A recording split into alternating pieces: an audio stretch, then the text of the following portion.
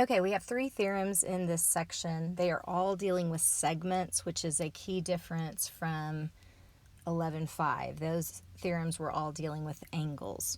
So even when you look at your diagrams, you notice there's no angle measures marked. These are all lengths of segments. So just make sure you really notice that we're dealing with segments here.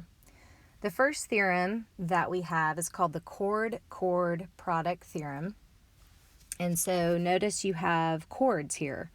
And what that theorem says is the length of AE, which is a portion of the chord, times the length of EB.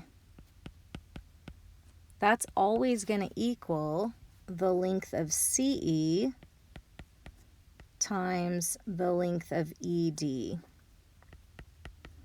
And now I'm just going to plug in numbers. So the length of AE is represented by the quantity x minus 1. Now you do want to keep that in parentheses because it's a quantity. And then the length of EB looks to be 30.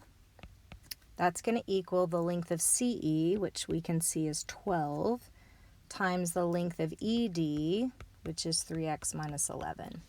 And now we're going to distribute. Normally that 30 is up front, and you're welcome to move it if you would like.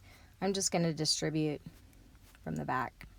So you have 30x minus 30 equals, distribute your 12, 36x minus 132.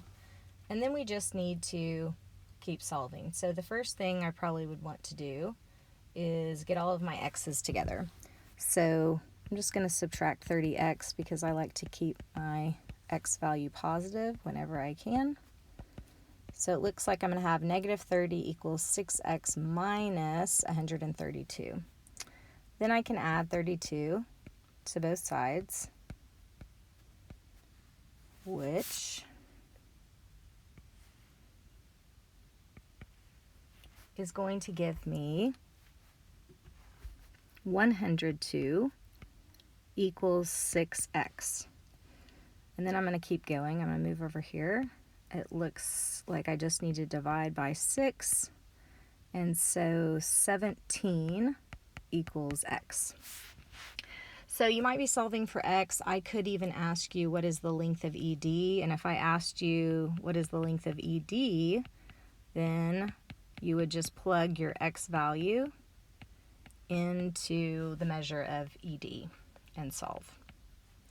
Okay, the second theorem is called the secant-secant product theorem, and it's, of course, dealing with two secants. Notice the intersection is in the exterior, okay, and how I remember this is it's the whole secant, so let's say PR, length of PR, times the outside of that secant. So that would be times the length of QR. That is always going to equal the whole secant, which in this case is the length of RT, times the exterior, which is the length of SR.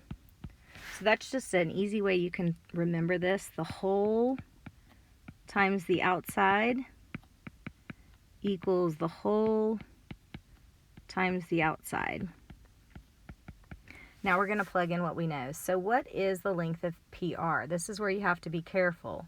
If you add those two together, you should be getting the quantity of x plus 12 times what is the length of QR? It looks to be 12. What is the length of RT? Well, if you add those two together, you should be getting 34. And then the length of SR is 18.